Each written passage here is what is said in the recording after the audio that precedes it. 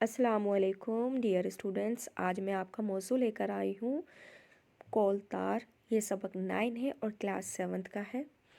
तो सभी बच्चे जो मेरे उर्दू के हैं, नए हैं, तो अगर जिन्होंने सब्सक्राइब नहीं करा है, नए स्टूडेंट्स हैं, वो प्लीज़ इस चैनल को ज़रूर सब्सक्राइब करें।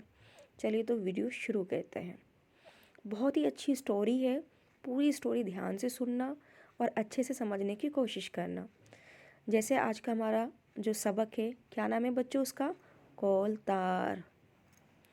मैडम ने हाजिरी लेने के बाद रजिस्टर बंद किया, कुर्सी से उठी, क्लास पर नज़र डाली और बोली, बच्चों, आज तुम्हें एक ऐसी चीज़ के बारे में बताऊंगी जिसे हम सभी ने देखा है, लेकिन हम में से बहुत से लोग इसके बारे में बस इतना ही जानते हैं कि ये चीज़ सया होती है, चिपचिपी होती है।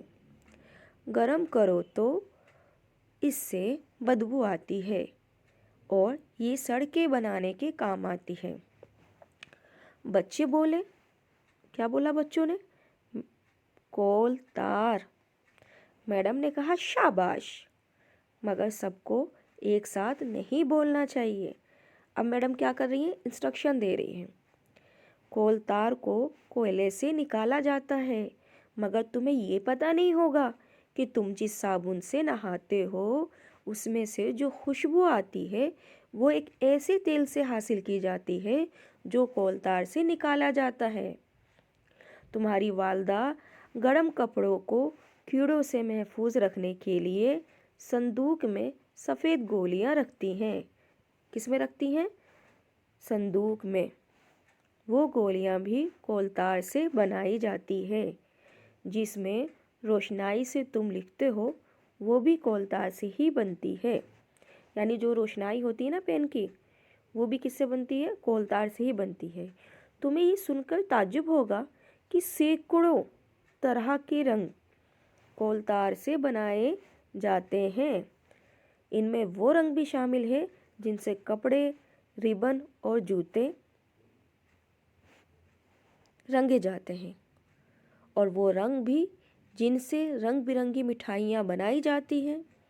हम जो सेंट और परफ्यूम लगाते हैं, यहाँ पर देख रहे हो ना बच्चों, यहाँ पर सेंट, परफ्यूम सब चीज़ें हैं, ये भी कोलतार से ही निकाले जाते हैं। रशीद ने कहा, मैडम, मैंने सुना है कि कोलतार से कुछ दवाएं भी बनती हैं। मैडम ने कहा, तुमने बिल्कुल ठीक सुना है। तुम लोगों ने देखा होगा कि दांतों का डॉक्टर जब किसी का दांत निकालता है तो पहले मसूड़े पर एक दवा लगा देता है जिससे वो जगह सुन्न हो जाती है। इससे मरीज को दांत निकलवाने में तकलीफ नहीं महसूस होती।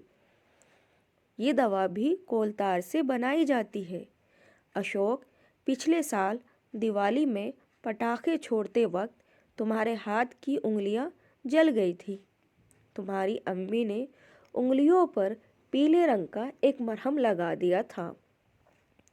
उंगलियों की जलन फौरन ख़त्म हो गई थी। वो मरहम भी कोलतार से ही बनाया जाता है। किससे बनाया जाता है? कोलतार से। मैडम ठहर गई। बच्चे बड़ी हैरत से मैडम की बात सुन रहे थे। शीला बोली, मैडम, मेरे पापा कहते हैं कि स्क्रीन कोलतार से बनाई जाती है। मैडम ने कहा, तुम्हारे पापा बिल्कुल ठीक कहते हैं। इसके अलावा साइंसदानों ने कोलतार से एक और बहुत उम्दा चीज़ बनाई है जिसे बीकालाइट कहते हैं। इस बीकालाइट से बहुत सी चीज़ें बनाई जाती हैं, मसलन चश्मे के फ्रेम, ग्रामोफोन रिकॉर्ड वगैरह वगैरह। रज़िया ने कहा, मैडम, ये कोलतार तो बड़े काम की चीज़ है। मैडम ने कहा, हाँ, बड़े काम की चीज़ है। तभी घंटी बजी और क्लास ख़त्म हो गई। अब देख रहे हो ना बच्चों किस तरह से आपस में बातचीत हो रही है। अच्छा, चलिए अब हम बात करते हैं, वर्कशीट की तरफ आते हैं। किसकी तरफ आते हैं? वर्कशीट की तरफ। तो किस तरह से सवालात बनाए गए हैं ये भी हमें देखना है। चलिए तो सबसे पहले हम यहाँ पर देखते हैं, पढ़िए और समझिए। स्याह लफ्ज़ है और उसके क्या मायने होंगे, स्याह के मायने होंगे काला। महफूज, महफूज के मायने होंगे जिसकी हिफाजत की गई हो। ये जो है आपके अल्फाज मायने हैं, अल्फाज मायने। साइंसदा, साइंस जानने वाला। अब साबुन को खुशबूदार बनाने के लिए किस चीज़ का इस्तेमाल किया जाता है? बिल्कुल कोलतार का इस्तेमाल किया जाता है। आमतौर पर सड़कें स्याह क्यों दिखाई देती हैं? यह भी आपने पढ़ा है। कोलतार से कौन कौन सी चीज़ें बनती हैं?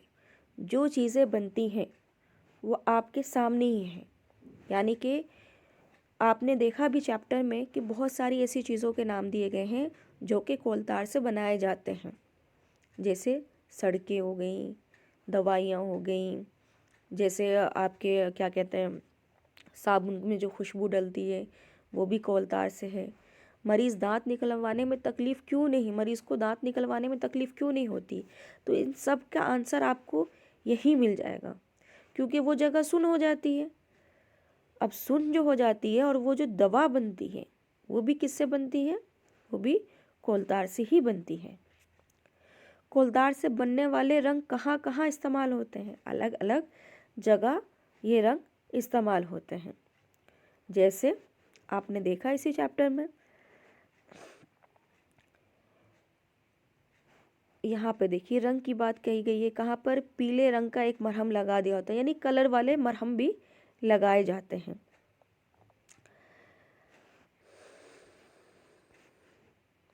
इसके अलावा बच्चों यहाँ पर है कि नीचे दिए गए, क्वेश्चन नंबर 2 हो गया, फर्स्ट हो गया, अब थर्ड पे आते हैं। यहाँ पर बच्चों क्या दे रखा है?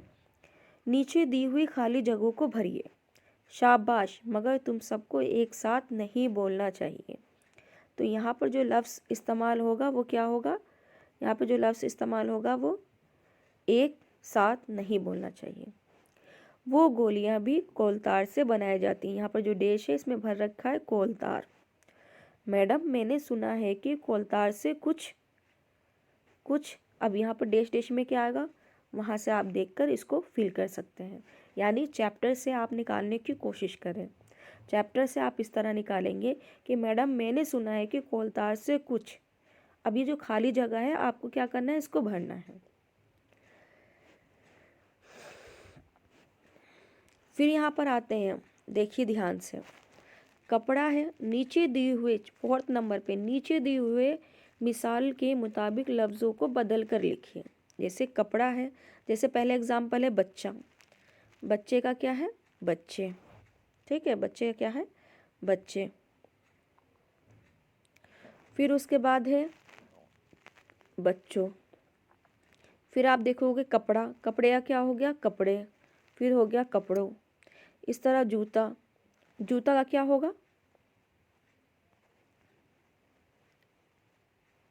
जूते, ठीक है, क्या होगा? जूते।